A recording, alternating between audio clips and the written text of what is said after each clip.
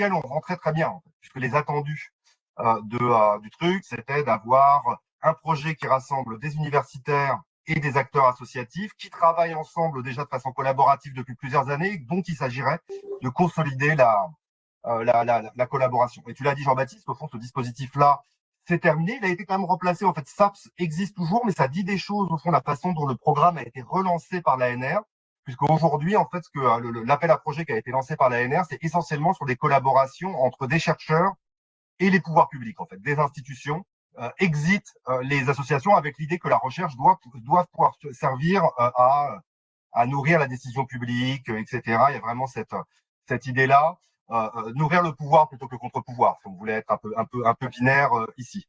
Et peut-être dernier mot, un peu d'introduction sur qu'est-ce que nous on a voulu faire. Alors, tu posais la question de qu'est-ce que ça a permis, ces recherches, etc. Très clairement, il n'y avait pas une seule question de recherche. On a mené plusieurs fronts en fait en même temps. Je pense qu'on a travaillé sur 3 piliers puis qu'on va essayer de présenter un peu successivement dans nos différentes prises de parole. Il y a d'un côté, au fond, tout le travail d'enquête, effectivement, qu'on a essayé de mener de façon très collective. Alors Pablo, qui a été donc recruté pendant 2 ans en tant que post-doctorant sur ce projet-là, il viendra plus en détail. Il y a toute l'enquête qui a été menée sur le plateau de Millevaches et qui nous a permis au moins une chose. Je vais faire un petit teaser avant de te passer la parole, Pablo, c'est de faire un truc qu'on n'avait pas bien réussi à faire jusque-là, c'est rentrer dans la boîte noire de l'État. C'est-à-dire que quand on travaille sur les mécanismes répressifs, etc., et tout le travail d'ailleurs qu'on mène avec l'Observatoire depuis 5-6 ans maintenant, de fait, repose beaucoup plutôt sur la parole des victimes, plutôt que sur celle des agents qui répriment. Bon, alors Pablo nous racontera que ça n'a probablement pas été facile et qu'on n'a pas été aussi loin qu'on le voulait, et c'est plutôt à l'échelle locale qu'à l'échelle de l'État central, à Paris, dans le ministère, mais quand même. On a réussi, je pense, à avancer de ce point de vue-là, et ça, c'est pas inintéressant. On a mené des enquêtes aussi thématiques. Marie reviendra sur l'enquête récente sur la neutralité. On a mené une enquête aussi sur la répression des associations de soutien aux exilés aux 3 frontières à la demande d'une coalition d'associations sur ces questions-là, la CAFI. Puis on a fait un truc, je développerai pas outre mesure, mais bon, moi je suis quand même assez content qu'on ait réussi à faire ça dans le cadre de cette ANR, c'est de mener cette enquête statistique sur l'état des libertés associatives et des relations entre les associations et les pouvoirs publics. On parlait chiffres juste avant. Voilà, là, ça nous a permis de donner des chiffres. Voilà, une association sur 10 qui déclare des formes de restriction des libertés associatives et de répression ces dernières années, 27% qui déclarent des formes d'autocensure, etc. C'est pas rien. Et c'était aussi en fait, dans la progression du travail qui est le nôtre depuis 2019-2020, une réponse aux interpellations qui nous étaient faites. Les libertés associatives, qu'est-ce que ça représente au fond leurs restrictions? Là, voilà, et notamment l'interpellation qui avait été faite suite au premier rapport qui se reposait sur 100 cas de l'Observatoire. Voilà, vous avez dit, bon, 100 cas, c'est sympa, mais il y a 1 400 000 associations. Je pense que, en fait, le projet ANR nous a permis de faire ça et nous a permis, puisque là, le sujet, c'est aussi les recherches participatives, collaboratives, de le faire très collectivement. C'est-à-dire que là, dans le cadre de cette enquête statistique, quand bien même à un moment, c'est euh, il y a une dimension un peu technique, et même moi, je m'en remets notamment à ma collègue Cécile Rodriguez qui maîtrise tout ça très bien, sur la définition des questions, etc., leur formulation, les enjeux, au fond, qu'on voulait poser aux acteurs associatifs. Ça a été fait de façon très, très collective. On est reparti là-dessus, j'en dirai peut-être un mot à la fin, là, dans le cadre d'une nouvelle enquête stat sur les associations culturelles. Pareil, là, il y a vraiment, je crois, bon, je suis pas le mieux placé pour le dire, mais en tout cas des collaborations poussées qui sont vraiment gagnant-gagnant en fait, parce qu'en fait les assos étant les meilleures connaisseuses des questions que les acteurs associatifs se posent, sur la façon de formuler les questions, de quelles questions il faut mettre en priorité, etc. C'est très, très. Donc il y a tout ce travail d'enquête. Je pense qu'on a avancé sur l'état des connaissances et on a quand même, il y a quelques jalons qui ont été. Deux derniers mots. Un truc qu'on a fait et dont je suis quand même relativement satisfait, c'est au fond le deuxième poste qu'on a financé pendant 2 ans sur cette recherche, c'est le poste d'Antonio Delfini, qui était ce travail d'accompagnement des assos. Et alors moi je le vends un peu souvent comme ça. Euh, on a quand même réussi à financer d'anti-répression par l'État. Plus que le travail d'Antonio, c'est ça.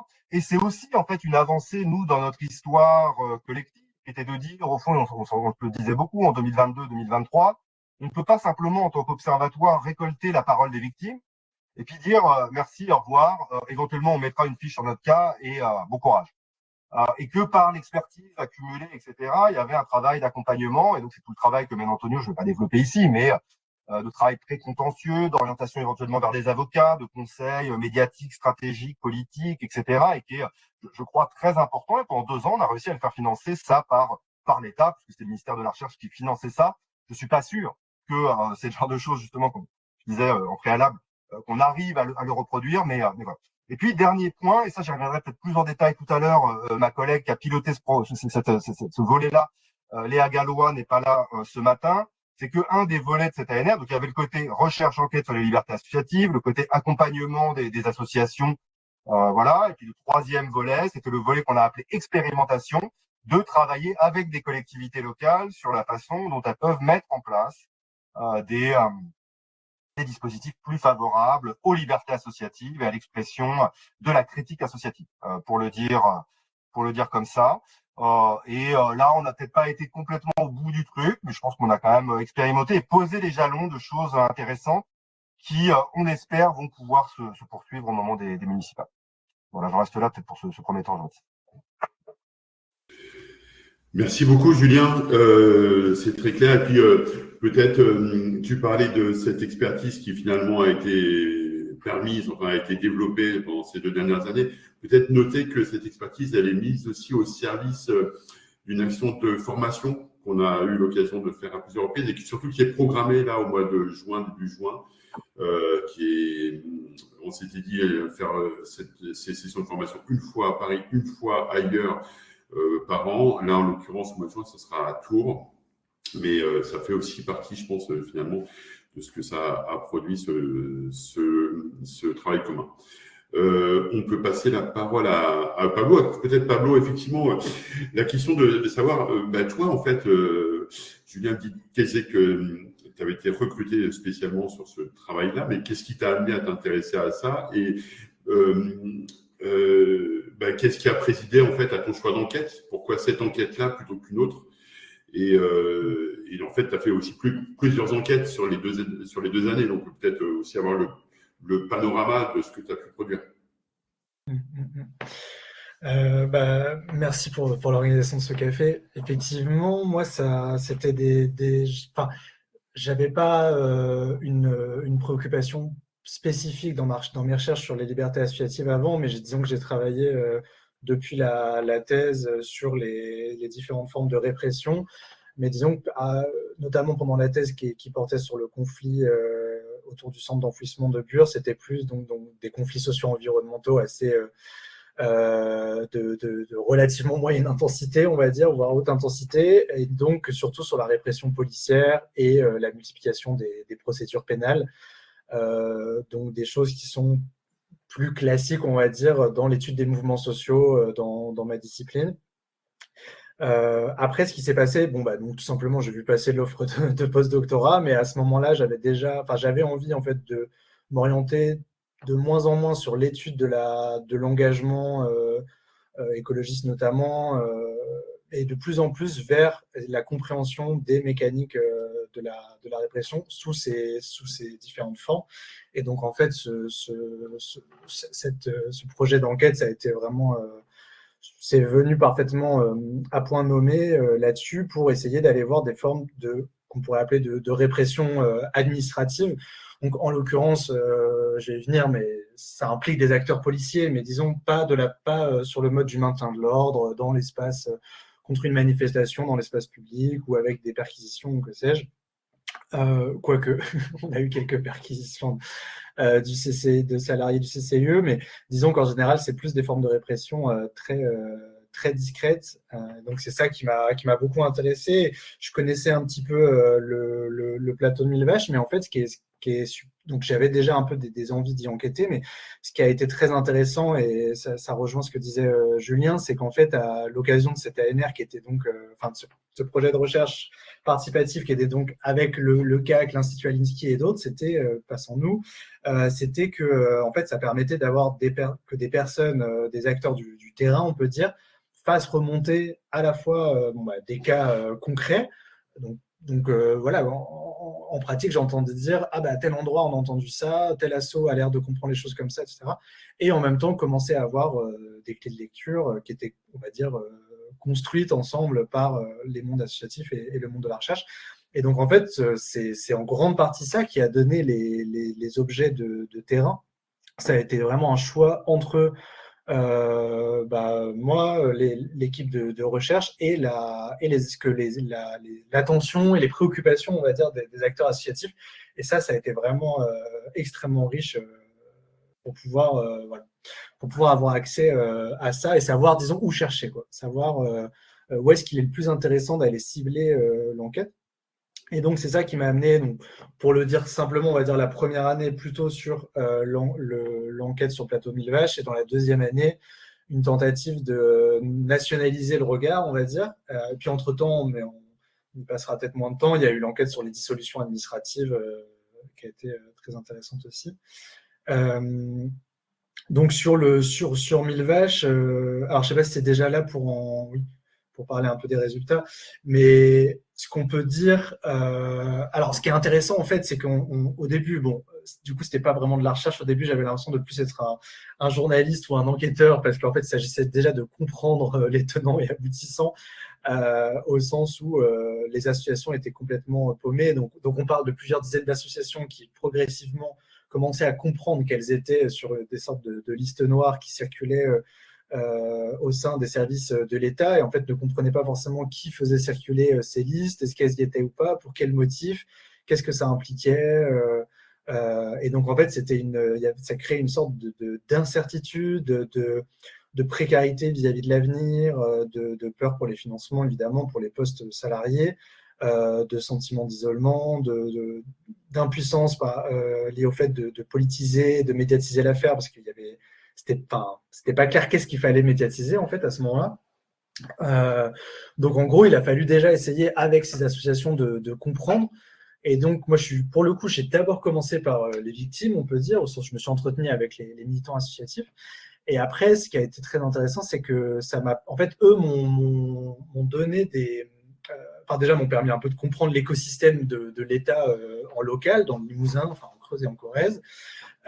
Et puis après, m'ont donné des noms d'agents publics qui étaient peut-être soit carrément favorables au monde associatif et qui essayaient de résister en fait aux dynamiques dont je parlais après, soit qui, en tout cas, pourraient potentiellement accepter de me répondre. Disons qui étaient ouverts à la recherche ou qui n'étaient pas strictement obéissants aux dynamiques répressives qui étaient en train de se jouer.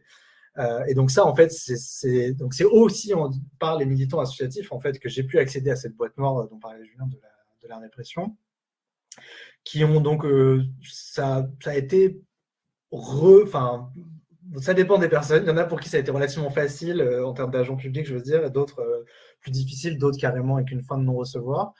D'autres, il a fallu passer par Signal, etc. Ça a été, ils étaient très inquiets et tout, mais ça a fini par être rendu possible. Et donc là, ça m'a permis d'accéder à la fois au service côté culture, donc à la DRAC, au service jeunesse et sport, mais aussi à des personnes de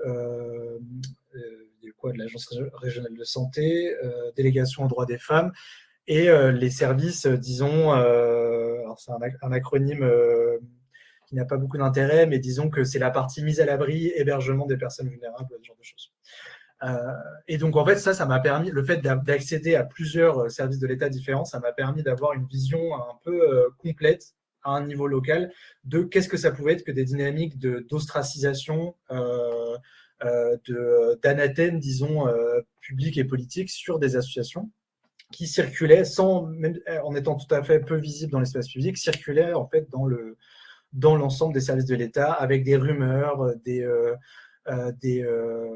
anathèmes, et notamment, en gros, j'ai fini par comprendre, pour essayer de conclure, parce que je commençais à être trop long, j'ai fini par comprendre que donc, en fait, ce qui se passait, c'est que il n'y avait pas de déclenchement, on va dire, officiel d'une procédure contrat d'engagement républicain contre les associations, puisque ce qui aurait amené à des procédures juridiques qui auraient été probablement perdues par les pouvoirs publics, mais qu'en réalité, les préfectures se servaient du cadrage idéologique, de la méfiance envers le monde associatif que le contrat d'engagement républicain a permis d'intensifier, se servait de ce cadrage pour désigner une cible en particulier, très mouvante, très floue, qui était par exemple les écolos ou l'ultra-gauche du plateau de Mille Vaches, et qu'à partir de cette cible très floue, on pouvait, en fait, les préfectures désigner, à partir de leur propre expertise policière non questionnée, désigner les associations dont il fallait supprimer les financements.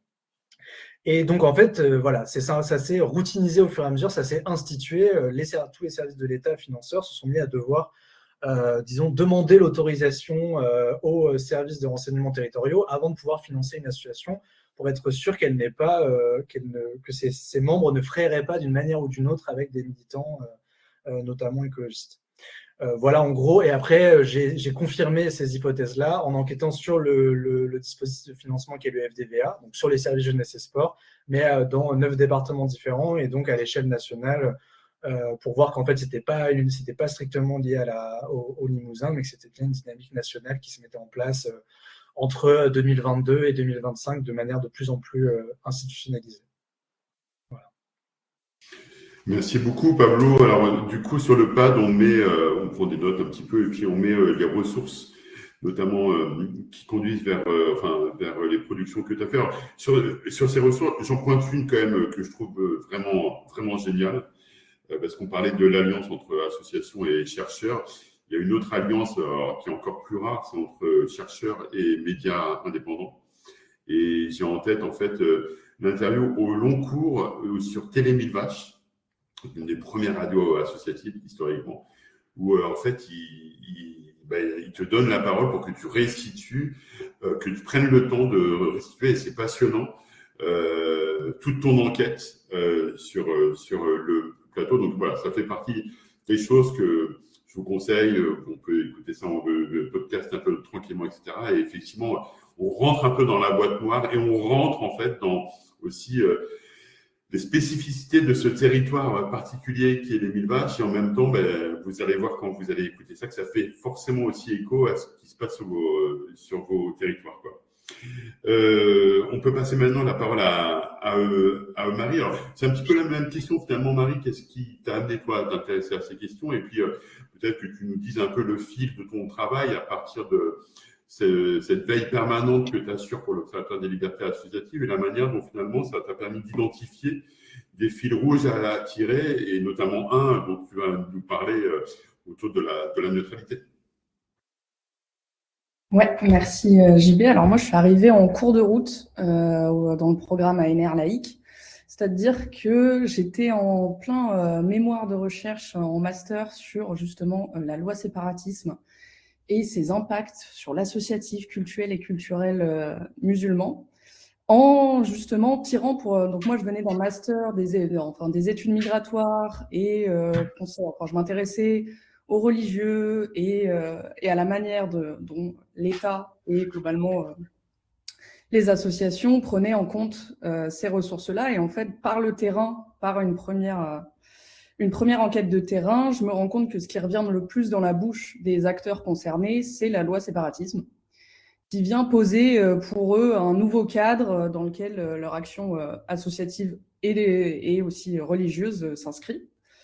Et donc, de là, je pars sur mon enquête de terrain personnelle et je m'intéresse à qui bosse en fait sur ces questions actuellement, sur les libertés associatives, mais aussi sur l'engagement dans les quartiers, l'engagement des personnes musulmanes. Et je tombe sur le deuxième rapport de l'Observatoire des libertés associatives qui, à ce moment-là, intitulé « Une chasse aux sorcières », enquêtait sur les entraves aux libertés associatives dans le cadre de la lutte contre l'antiterrorisme, et donc à la fois comment, à ce moment-là, tout un certain nombre d'acteurs, parce que assimilés à l'islam, ont été entravés dans leur liberté associative. Et donc, moi, je rejoins, à ce moment-là, je contacte l'Observatoire, qui me répond avec enthousiasme, et je rejoins l'Observatoire pour faire le travail de veille, principalement, et de veille et de fiches, et donc un peu les retours, essayer de recevoir les retours des associations entravées, essayer de documenter au mieux. Et ce qui se passe, donc là on est à l'automne 2024, ce qui se passe à l'automne 2024, c'est qu'on reçoit de plus en plus des cas d'entrave qui tournent autour d'un vocable. Alors, c'est pas toujours le mot neutralité qui revient, c'est parfois impartialité, c'est parfois devoir de réserve. Mais toujours est-il qu'au fur et à mesure des réunions de veille où l'Observatoire se réunit mensuellement et d'autres acteurs associatifs de la nébuleuse se réunissent pour partager un peu les cas, on se rend compte que le vocable de la neutralité il a marqué et marque, et on a beaucoup de retours. Et ce qui est très satisfaisant d'un point de vue recherche, c'est de se dire OK, là, on a un nombre de cas, ça revient, il y a quelque chose, on part pour enquêter là-dessus. Et ce qui, dans la démarche, est très satisfaisant. Et qui plus est, donc, ça nous a permis d'avoir déjà un sacré nombre de cas. Donc, on est allé enquêter auprès des assos qui se sont vus rappelés à l'ordre pour être sortis de la neutralité en 2024. Et donc là, on comprend très bien qu'il y a un premier contexte, hein, c'est les élections législatives de 2024 et la prise de position massive des associations en réaction au contexte et à la peur de voir arriver le Rassemblement national aller au pouvoir exécutif. Et donc, cette réaction du tissu associatif a entraîné des entraves autour de la neutralité. Et on s'est posé donc là, et en fait, ce qui était satisfaisant aussi, c'est qu'on se pose les mêmes questions que se posent les associations. Déjà, est-ce que c'est légal ? Et si ce n'est pas légal, pourquoi ça fonctionne ? Et là, ça va aussi tout de suite avec les chiffres sur l'autocensure que Julien a mentionné tout à l'heure, parce qu'en fait, ce qu'on comprend derrière la neutralité, c'est les associations qui sont engagées, enfin qui ne vous engagez pas si vous recevez des subventions publiques.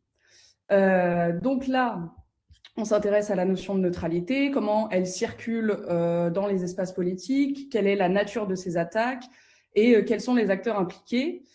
Et donc, pour vous dresser un petit peu les principaux résultats, déjà c'était une notion de neutralité qui, certes, on avait l'impression qu'elle arrivait en force en 2024, pourtant, elle s'inscrivait en fait dans je dirais, les débats, les prémices du débat sur les libertés associatives au XIXe siècle et sur justement quelle est la distinction entre service public et action associative. Et donc, la neutralité, on est allé chercher dans ses origines à cet endroit-là. Et on a vu en fait comment ça structure aussi la frontière entre service public et privé associatif. Or, vous le savez, je ne vais pas parler à tout. Vous le savez, en tant qu'acteur marchandisé de plus en plus, les dernières années ont vu se confondre en fait ces frontières entre public et privé et voir une extension du domaine de la neutralité qui était de l'ordre de celui de l'État. Et en fait, ça, on l'avait aussi déjà vu pendant le deuxième rapport de l'Observatoire, puisque à cette époque-là, il était question de neutralité religieuse. Et donc, au motif que les associations devaient être plus neutres religieusement, elles devaient être... La neutralité de l'État s'étendait à elles. Or, la neutralité, c'est convictionnel, on ne sépare pas les types de convictions. Or, étendre la neutralité religieuse, c'est étendre la neutralité politique également. Et à ce moment-là, donc, ça c'est un peu le portrait général aussi du contexte dans lequel s'inscrit la neutralité. Et nous, on s'est concentré sur le milieu associatif, alors qu'évidemment, la neutralité, c'est une question qui concerne l'enseignement supérieur et la recherche, les médias, la justice et plein d'autres domaines qui font contre-pouvoir en réalité. Et donc, ce qu'on a pu saisir, c'est déjà des attaques qui sont majoritairement discursives, plus que matérielles, bien qu'il y ait eu des coupes de subventions et des choses matérielles. C'est beaucoup un rappel à l'ordre. Pourquoi ? Parce qu'en fait, c'est extra-légal. Et qu'en singeant un peu le droit et en utilisant une notion qui a l'air de concerner la vie associative, la neutralité, puisqu'effectivement, on peut la retrouver dans des chartes, dans des conventions à des endroits.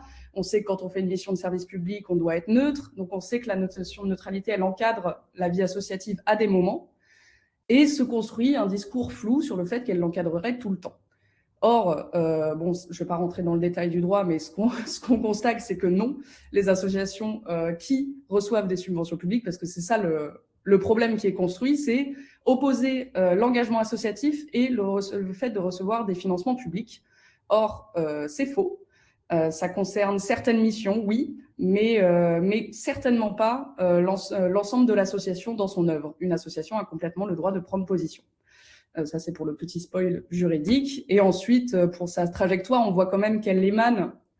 On a des cas qui nous viennent du Calvados, d'Avignon, d'Arles, de Lorient, donc différents endroits et beaucoup dans des collectivités territoriales et des institutions locales, peu les préfectures, au contraire de Pablo, ce qui nous permet d'identifier donc que ça ne serait pas une directive nationale, ça ne serait pas lié au ministère. Par contre, quelque chose de peut-être plus inquiétant, quand on a des mêmes mots qui émanent de différents espaces dans différentes collectivités, c'est la diffusion d'une culture politique d'injonction à la neutralité du monde associatif. Et en fait, donc, comme on le voit, parce que ça va à la fois, ça circule à la fois des institutions locales vers le débat national au Parlement, où on a des lois comme celle qui vise à remplacer l'Office français de la... qui vise à remplacer les associations présentes dans les centres de rétention par l'OFI. On a dans les débats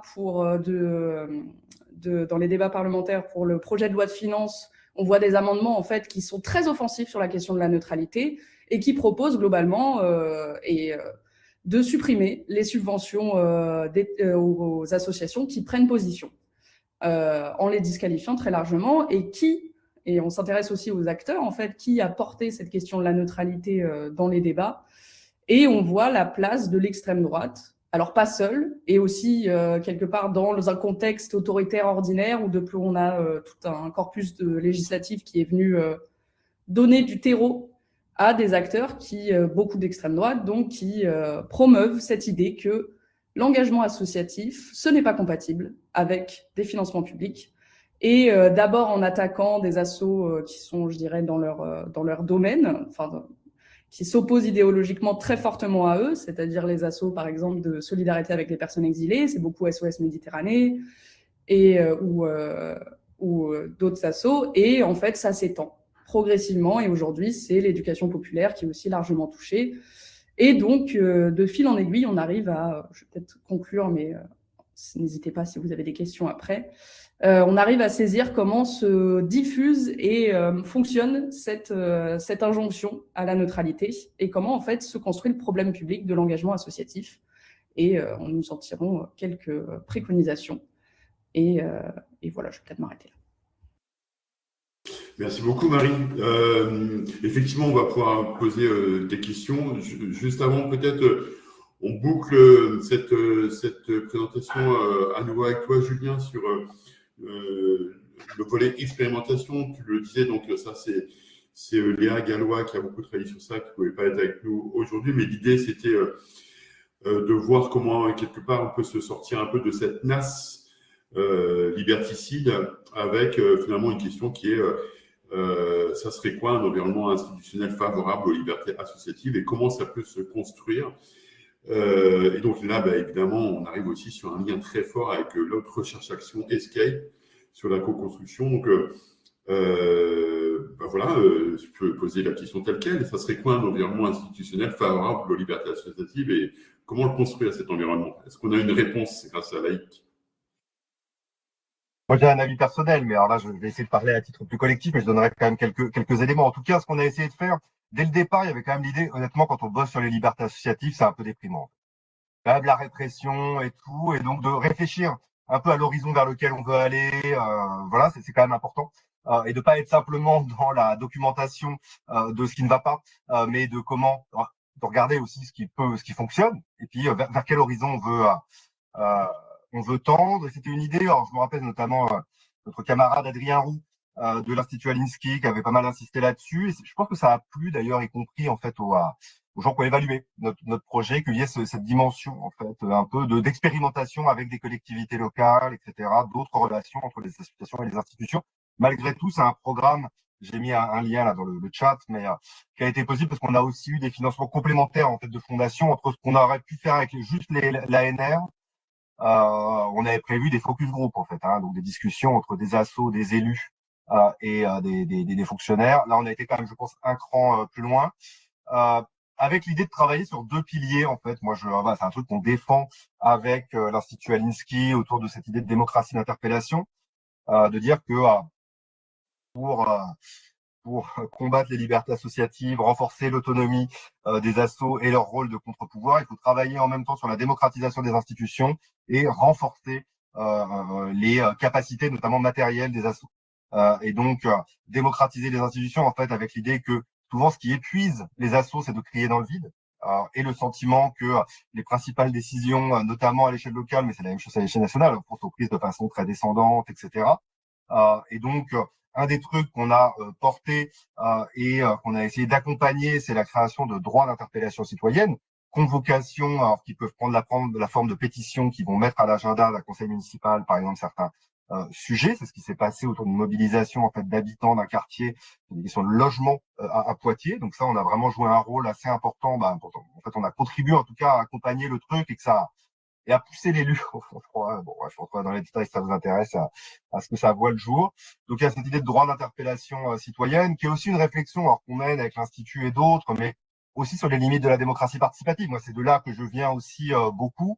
Et on pourra revenir sur la question de la co-construction. Quand on travaille dans les quartiers populaires, quand on travaille sur la démocratie participative, quand on entend le mot co-construction, souvent on sort son pistolet, pour le dire comme ça. Co-construction, c'est un terme qui est présent dans les textes législatifs, dans la loi sur la politique de la ville depuis 2014, et les habitants dans les quartiers populaires savent très bien que derrière co-construction, il y a un énorme enfumage en fait en réalité. Et donc la question c'est comment, et c'est tout l'enjeu pour nous, c'est comment les groupes dominés peuvent avoir davantage leurs intérêts pris en compte dans la fabrique de l'action publique. Et si la co-construction peut être un bel horizon, souvent elle est dévoyée dans les enquêtes qu'on peut mener en tout cas sur la façon dont elle est déployée via les dispositifs participatifs, d'où l'idée de faire autrement via ces formes de droits d'interpellation qui ont vocation à déboucher potentiellement, et on espère au cours du prochain mandat, sur des formes de RIC local, de référendum d'initiative citoyenne, etc., où les associations peuvent avoir joué un rôle à jouer. Et donc, je ne vais pas être trop long, mais une des pistes, c'est éviter que les assos s'épuisent à crier dans le vide. Et puis l'autre piste, c'est renforcer leur capacité d'interpellation en réfléchissant sur les conditions matérielles de la démocratie et leurs modalités de financement. Voilà la forme que ça a pris là dans ce programme-là où on travaillait avec 9 collectivités. Si vous cliquez sur le lien, vous verrez les différentes villes. Il y a Poitiers, Villeurbanne, Tours, Blois, des villes en banlieue parisienne comme Arcueil, bref, des conseils généraux aussi. Donc on a expérimenté à la fois ces dispositifs un peu de droit d'interpellation et puis des fonds d'interpellation où l'idée c'est que des collectivités au fond financent plutôt qu'elles ne répriment les capacités d'interpellation et les contre-pouvoirs citoyens. Et donc c'est quand même un renversement de logique.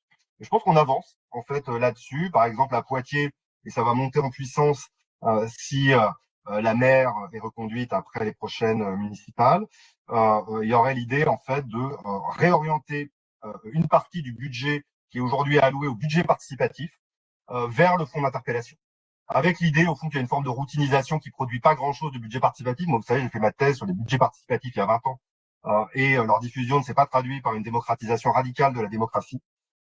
Et donc, les élus eux-mêmes font cette expérience-là, en fait. Ceux qui sont le plus à l'avant-garde des questions de démocratie participative, comme on le voit à Grenoble ou à Poitiers, ou ailleurs, à Strasbourg, qui faisait aussi partie de l'expérimentation, se rendent bien compte qu'en fait, ces dispositifs-là, c'est pas la révolution citoyenne n'est pas au point de la porte. Et donc, ils ont envie de tester autre chose. Et donc, ce fonds d'interpellation, ça peut être un peu un autre moyen d'encourager l'autonomie et la critique citoyenne. Je pourrais rentrer dans le détail si ça vous intéresse. Et donc, pour finir, voilà, on a testé différents dispositifs dans les 9 territoires. La difficulté qu'on a eue quand même, c'est qu'on a lancé ça plutôt en fin de mandat, puisqu'en fait, ça a commencé fin 2024, début 2025. C'est pas le meilleur moment pour lancer de nouveaux dispositifs. Fin 2000. Attendez, tac tac. Enfin bon, il y a 1 an et demi, quoi. Et donc c'était un peu tard. Et donc on a posé des jalons avec l'idée de monter en puissance, on l'espère, après les municipales, autour de ces 2 piliers, démocratiser les institutions, parce que malgré ce que j'ai dit sur la démocratie participative, on pense qu'il y a un enjeu à fabriquer l'action publique autrement et à continuer à démocratiser l'action publique. Et puis 2, renforcer, et pas uniquement avec plus de moyens. Souvent, quand on dit qu'est-ce qu'il faudrait faire pour augmenter l'autonomie associative, c'est plus d'argent. Je pense que l'austérité est un problème et il faut plus d'argent, mais la façon dont ces moyens sont attribués est également déterminante.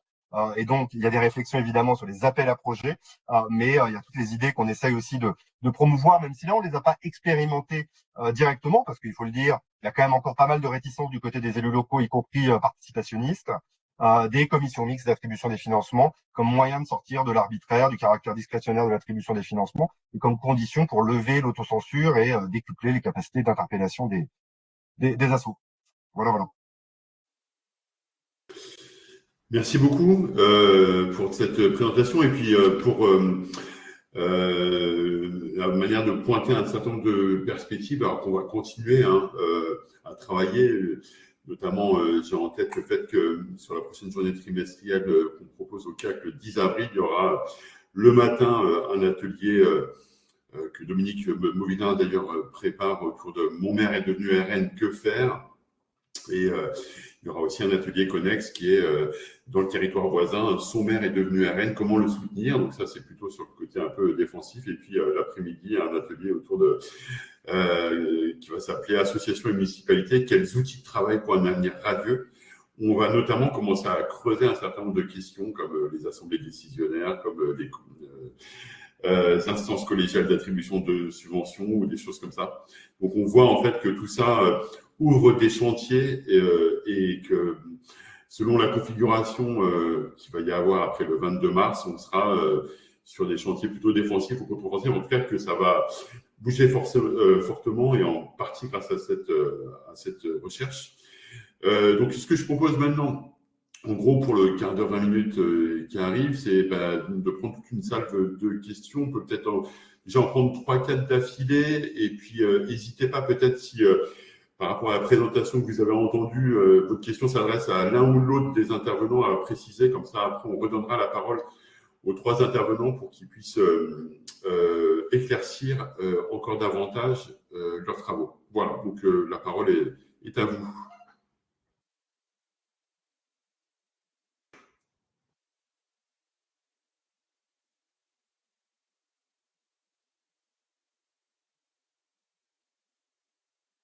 Alors, Gaël, tu as levé la main, je t'en prie. Allez, je me lance pour ouvrir la discussion.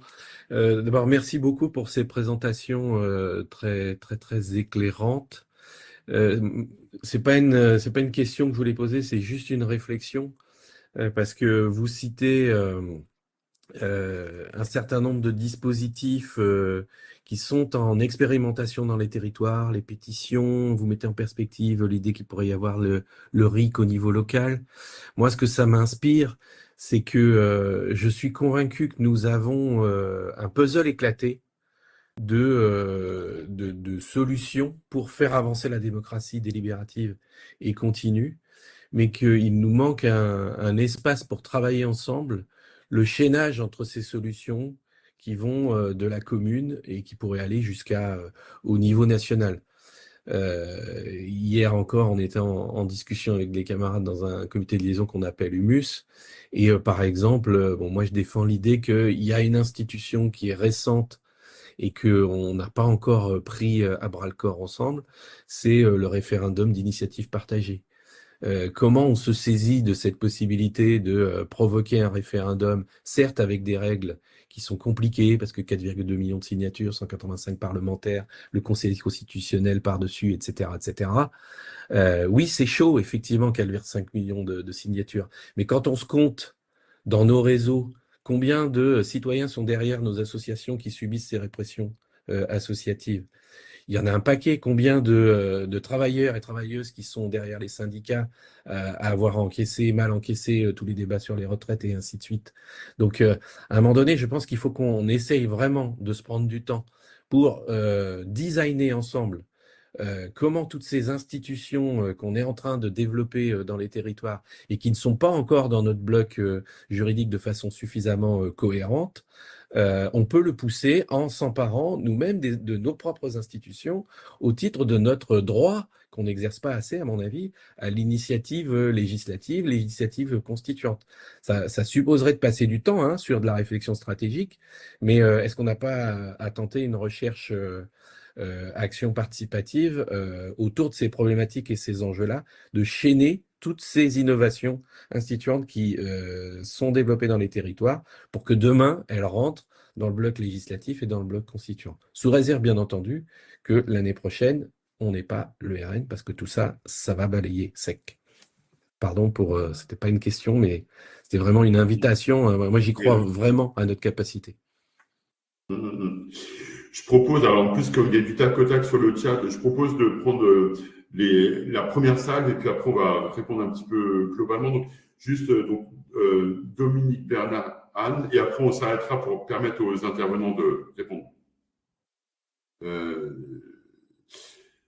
C'est Dominique d'abord. Oui, ma question concerne plus les associations sur le terrain, c'est-à-dire quand on est empêché de mettre en place une action où on n'a pas la subvention au nom du fait qu'on n'a pas respecté la neutralité, quel argument, mais parce que la notion est à la fois très claire et très floue. Et tout le monde, enfin, il joue sur ce flou. Qu'est-ce qu'on a comme argument concret sur quoi on peut s'appuyer pour répondre qu'ils sont hors la loi? Voilà, c'est beaucoup plus pratique, mais parce que on est actuellement très très attaqué sur ces questions au planning. Merci beaucoup. Une question peut-être à laquelle Marie pourra répondre directement. Ensuite, on a Bernard et après Anne. Oui, merci, merci Gaël. Hein. En fait, c'est vrai que comment organiser comment faire pour que l'interorga existe. L'union fait la force, j'ai envie de dire. C'est le chiffre que je donnais en début de réunion. Hein. Nous sommes des millions de personnes qui pourrions faire basculer les choses en notre faveur politiquement. Sauf qu'on en arrive à se tirer la bourre, comme on dit, pour obtenir des subventions entre assos. C'est pernicieux comme système. Effectivement, et même on n'ira pas porter l'affaire devant la justice parce qu'on sait pertinemment, si on fait ça, l'année prochaine, on n'aura pas la subvention. Donc, c'est biaisé. Et le seul moyen, à mon sens, c'est de s'organiser entre nous et de les menacer politiquement. Si vous ne faites pas ce qu'on vous dit, nous sommes nombreux, la prochaine fois, ce n'est pas vous qui serez élus. Et ça, c'est l'argument qui porte le mieux si on veut se battre et défendre nos idées. Est-ce que vous êtes d'accord avec ça? Merci. Beaucoup Bernard, et du coup, avant de répondre directement à la question, on va passer la parole à Anne pour la dernière question avant que les intervenants répondent. Bonjour.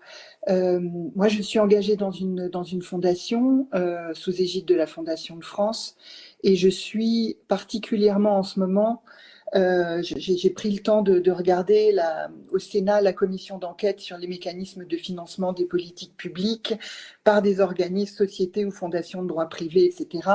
En gros, c'est beaucoup une enquête autour de M. Stérin, mais dans ces débats-là est évoqué pourquoi ce serait seulement Bercy qui aurait la main pour décider de ce qui est de l'intérêt général ou pas.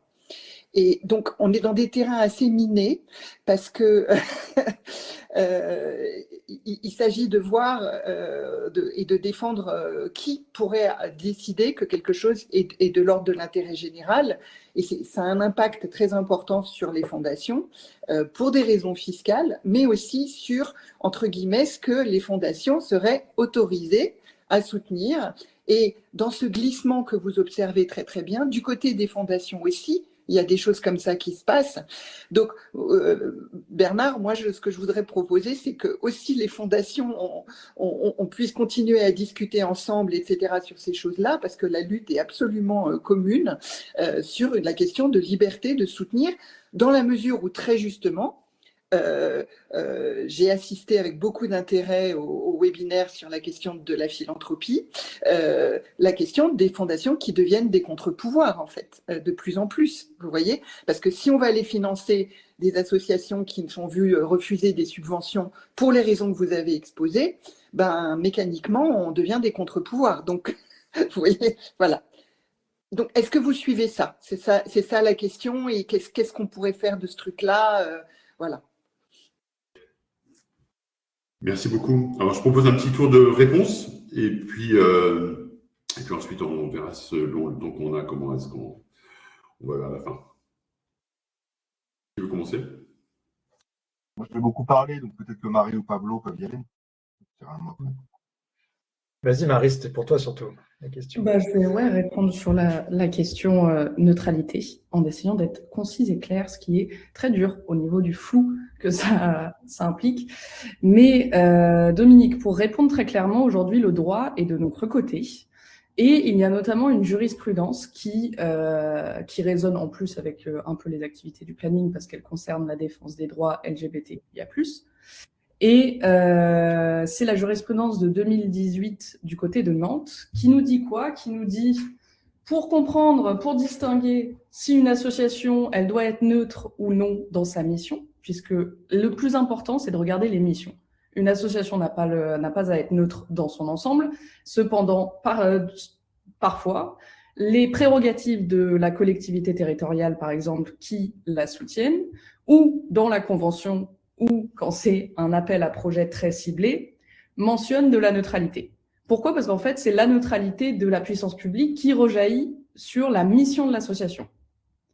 D'où le fait que tout soit compliqué avec le recours de plus en plus, croissant à la commande publique, le fait qu'il y ait de plus en plus d'appels à projets et non plus de modèles de subventions de fonctionnement.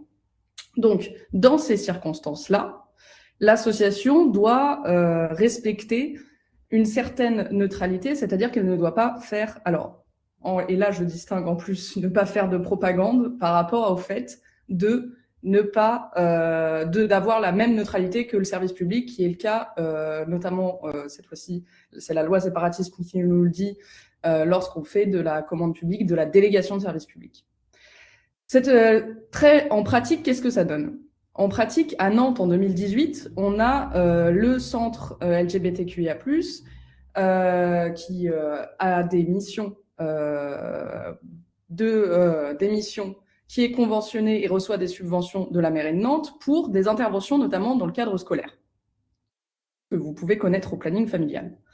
Et de l'autre côté, une citoyenne de la ville de Nantes qui accuse les subventions de la mairie de Nantes de ne pas respecter la neutralité du service public parce que l'association, le centre LGBTQIA+ de Nantes a pris position dans le débat public sur la PMA-GPA.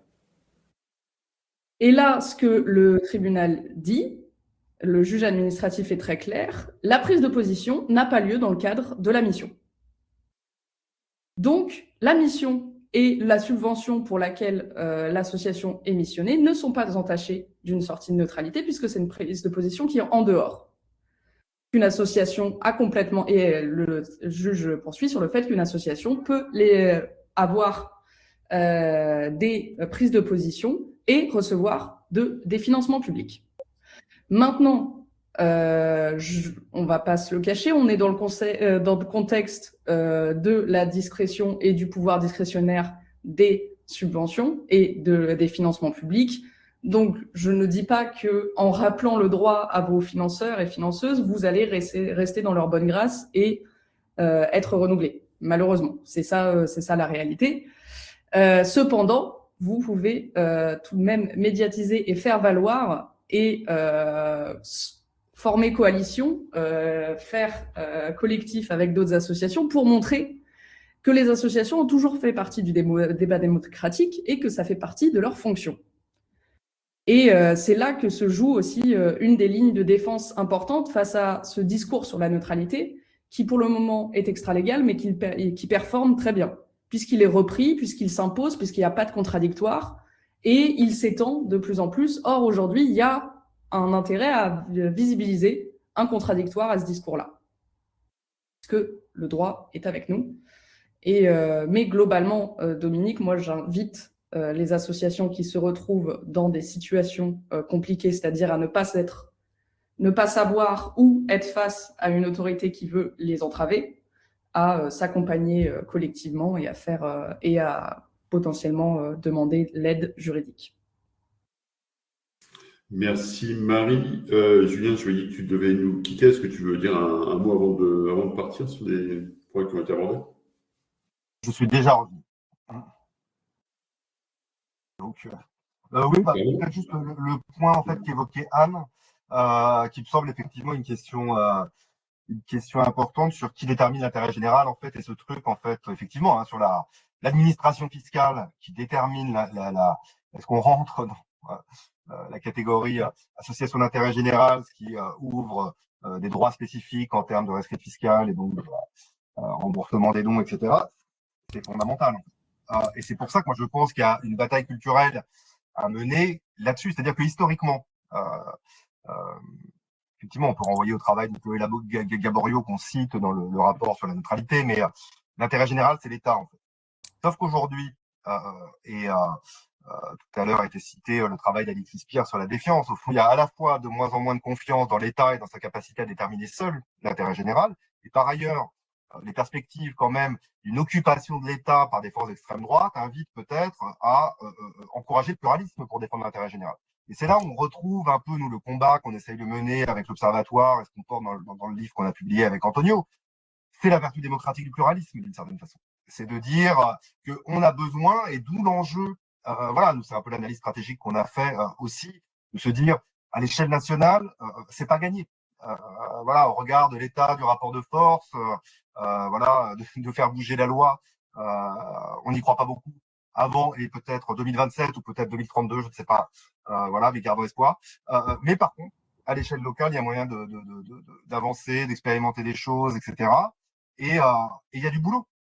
Et donc, si on avance dans cette culture du pluralisme à l'échelle locale, avec les collectivités qui sont prêtes à le faire, on pose peut-être les jalons de transformation de plus grande ampleur à l'échelle nationale, à la fois dans l'attribution des subventions, mais ça peut être aussi sur ces histoires de définition de l'intérêt général et des associations d'intérêt général, etc., par l'administration. Et donc, très clairement, pour répondre à la question, moi, je pense qu'en fait, il faudrait des commissions mixtes aussi pour ça, en fait, que de déterminer si une asso rentre ou pas d'intérêt général. Voilà. Et dernier mot là-dessus, mais là, je pense que, en fait, les fondations sont en avance. La trust-based philanthropy et tout un ensemble de réflexions qui existent. C'est souvent des termes en anglais parce que c'est en Amérique du Nord, mais sur d'autres façons d'attribuer les financements et qu'à certains égards, et moi ma connaissance n'est pas exhaustive de ce point de vue-là, dont essaye de s'inspirer le Fonds pour la démocratie aujourd'hui, d'avoir un fonctionnement pluraliste et de faire participer à la fois les premiers concernés des groupes dominés dans l'allocation de leurs fonds. Moi, ça me semble très, très, très vertueux. Et moi, mon espoir, d'une certaine façon, c'est que les réflexions qui aujourd'hui traversent le monde de la philanthropie, justement, sur ce pluralisme, c'est pas uniquement celui qui donne qui décide, pour le dire comme ça, qui a été évidemment historiquement le fonctionnement de la philanthropie. Et aujourd'hui, il y a dans une partie, en tout cas, de la philanthropie, d'autres façons de faire qui se développent. On peut espérer quand même qu'il y ait parfois des formes de colonisation du public par le privé qui soient vertueuses et que ça contribue à nourrir ces pratiques plus pluralistes. Voilà. Je ne sais pas si ça répond à la question, mais je pense que c'est un champ de bataille important pour les années à venir. Merci beaucoup. Alors, on arrive déjà dans les 10 dernières minutes, donc il peut y avoir une dernière série de questions. Et puis, si on veut, on peut aussi en profiter pour hybrider avec ce qu'on fait traditionnellement pour finir ces cafés claques, c'est-à-dire se renvoyer vers des lectures, des conseils de visionnage de choses, etc. Et donc, moi, je vois leur main levée. Anne, je ne sais pas si c'est parce que tu l'as relevée ou parce qu'elle n'était pas baissée. Et ensuite, Marianne. Non, tu ne l'avais pas baissée. Donc, du coup, Marianne, vas-y. Oui, merci. Moi, je voulais rajouter sur la question de la neutralité une info qui me semble importante à suivre et qui vient nourrir un peu le débat, parce que cette question de neutralité, vue de l'Observatoire de la marchandisation des associations, c'est vraiment l'endroit où se croisent la problématique de l'extension continue des logiques de marché et le passage de la subvention de fonctionnement ou de l'appel à projet vers de la commande publique et de l'appel d'offres. Et c'est cette transformation qui développe, amplifie cette notion de neutralité, puisqu'on voit avec l'exemple de la CIMAD que c'est par l'apparition d'une clause dans le dernier appel d'offres qu'apparaît cette injonction à la neutralité. Et la CIMAD, qui est vraiment un exemple, alors j'ai essayé de faire un petit déroulé de cette histoire de la CIMAD dans le dernier klaxon que je vous invite à lire, parce qu'il est extrêmement parlant sur la jonction entre l'extension continue de ces logiques de marché avec la mise à mal des libertés associatives. Et donc la CIMAD vient de lancer justement un recours en justice pour contester ces dernières clauses dans l'appel d'offres. Et ce que je trouve très intéressant dans ce recours à la justice, c'est qu'elle s'appuie sur la Convention européenne des droits de l'homme. Et je trouve qu'on a intérêt à s'appuyer, enfin dans ces réflexions qu'on a, sur ces textes européens qui peuvent, il y a la charte des droits européens aussi qui est importante et qui vient rappeler des notions essentielles. Et il me semble qu'on a intérêt à avoir ces textes-là en tête.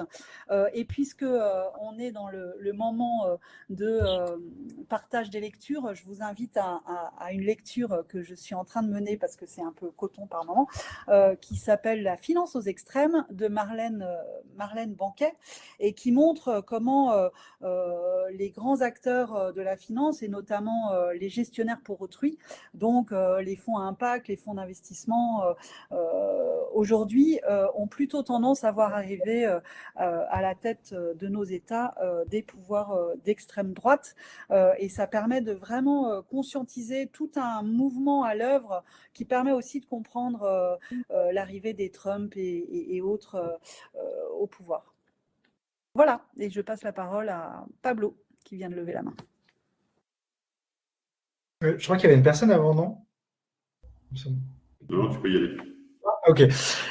Oui, merci. Je voulais répondre sur deux petites choses. Sur la question des alliances, bon, je sors un peu de ma casquette de chercheur, mais je crois que c'était dans une, je sais plus à laquelle des visios qu'on avait fait dans le cadre de l'ANR ou d'après, je pense qu'il y avait des personnes du CAC, mais on avait fait des petits groupes de travail, et en fait, à ce moment-là, une personne avait témoigné, c'était super intéressant.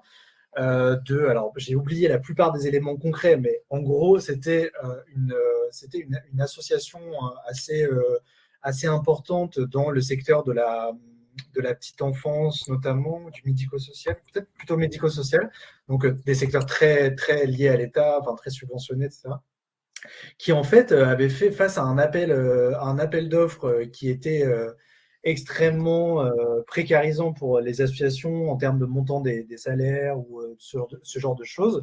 En fait, toutes les associations du même secteur d'un territoire en particulier, mais assez large, je crois que c'était au moins départemental, voire davantage, se sont alliés et ont ensemble répondu, je crois qu'on fait une lettre ou quelque chose comme ça, ont répondu ensemble à l'émetteur de l'appel d'offres, au service de l'État.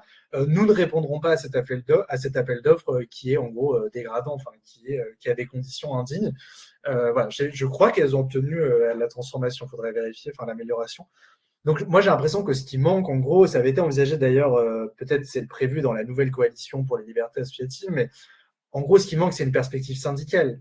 C'est-à-dire qu'en gros les associations actuellement, il y a des syndicats des travailleurs associés, des salariés associatifs, mais ce qu'il n'y a pas, c'est un syndicat des associations qui sont certes des contre-pouvoirs, mais qui sont aussi en fait des travailleurs, travailleuses de l'État d'une certaine manière. Et donc, ce qu'il n'y a pas, c'est des coalitions qui permettent de politiser, enfin à la fois qui permettent de poser un rapport de force face à l'État financeur, et qui permettent de politiser ses membres, comme tout bon syndicat, de faire de la formation politique, etc., etc. Donc voilà, sur les alliances, je pense que c'est aussi des histoires de perspective, de cadrage politique. Et juste très rapidement sur l'intérêt général, moi j'avais le cas aussi, effectivement, par rapport à Bercy, la neutralité, etc. C'est des associations, notamment par exemple en Corrèze, une asso par exemple, qui rachète des forêts pour les mettre en gestion collective, écologique, etc., et qui avait réussi finalement à obtenir l'intérêt général, mais le service des impôts leur avait dit d'accord pour tous les objets, pour tous les points de votre objet social. Par contre, si il y avait un point sensibilisé à la préservation des forêts, enfin en gros la dimension parole publique pour pouvoir pour pouvoir montrer que c'est bien en gros de protéger les forêts. Si ça commence à prendre trop de place dans votre activité, vous perdrez l'intérêt général. Donc effectivement, il y a un truc, il y a un truc à creuser et à se battre sur la question de qui définit l'intérêt général et notamment le rapport avec la prise de position publique. Très bonne question. Qui définit l'intérêt général? Du coup, juste signaler qu'on est rentré dans les 5 dernières minutes et Dominique qui a demandé la parole.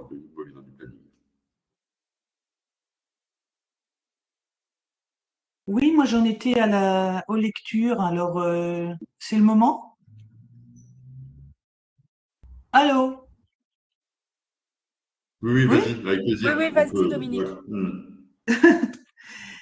Donc j'ai lu un tout petit bouquin, vraiment du style, le format c'est un peu comme la revue les tout petits machins là. Enfin, bref, je retrouve pas le nom. Le titre c'est Notre corps, leur choix, avec un petit point d'interrogation qui est en réponse au slogan assez nouveau aux États-Unis des masculinistes, c'est-à-dire leur corps, notre choix. C'est comme ça c'est un de leurs slogans. Et donc, il y est développé un historique des mouvements de défense des droits des femmes, mais ça ouvre aussi sur les droits de tout un chacun. Il est extrêmement bien fait, tout petit, on peut l'avoir dans la poche pour se donner du courage, parce que il est aussi très enthousiasmant, parce qu'il donne des tas de pistes pour qu'on tente de se sortir de j'ai envie de dire le merdier dans lequel on est actuellement. Voilà. Alors, c'est de Bettina Zourli. Merci beaucoup. Voilà, on peut finir peut-être avec une ou deux dernières prises de parole sur des conseils de ce type-là, notamment, n'hésitons pas s'ils sont enthousiasmants, comme celui de Dominique. Gaël, est-ce que ton conseil est enthousiasmant ou plombant? Non, il va être enthousiasmant. Je vous le montre à l'écran. Je vous renvoie à ce petit bouquin de Nancy Fraser qui s'appelle « Qu'est-ce que la justice sociale? Reconnaissance et redistribution ». Et je vous renvoie surtout au chapitre 5 qui s'appelle « Repenser l'espace public, une contribution à la critique de la démocratie réellement existante ». Il est un peu long, il est un peu théorique, mais il reste quand même accessible. Et moi, j'ai trouvé qu'il était lumineux parce qu'il nous invite à considérer que justement, nous sommes co-responsables de la définition de l'intérêt général. Et moi, je rajouterais, ne serait-ce qu'au titre de l'article 2 de notre Constitution, la démocratie par et pour. Et c'est au titre du par, en fait. C'est ce par qui est beaucoup trop, rabougri. Et c'est ce par-là qu'il faut qu'on fasse regonfler.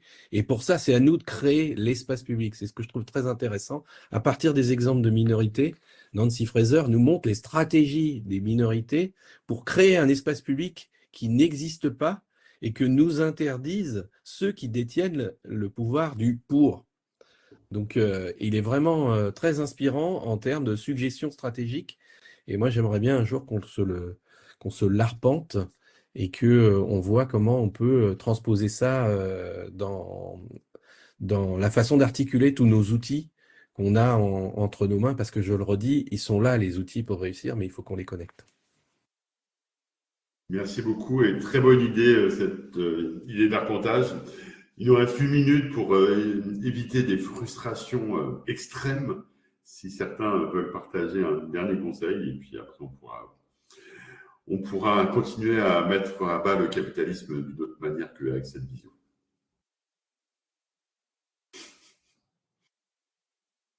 Non, pas de frustration particulière. Merci beaucoup. Merci à vous trois intervenants de ce Café CAC d'avoir joué le jeu difficile de la synthèse sur une recherche aussi dense et aussi importante. Rendez-vous le mois prochain pour le Café CAC sur la reconstruction Escape, et puis plein d'autres rendez-vous sur l'heure de la sirène. Et puis bonne journée, à très vite, bon courage. Merci à vous. Merci, au revoir. Bonne journée. Merci beaucoup. Au revoir. Au Bonne revoir. journée.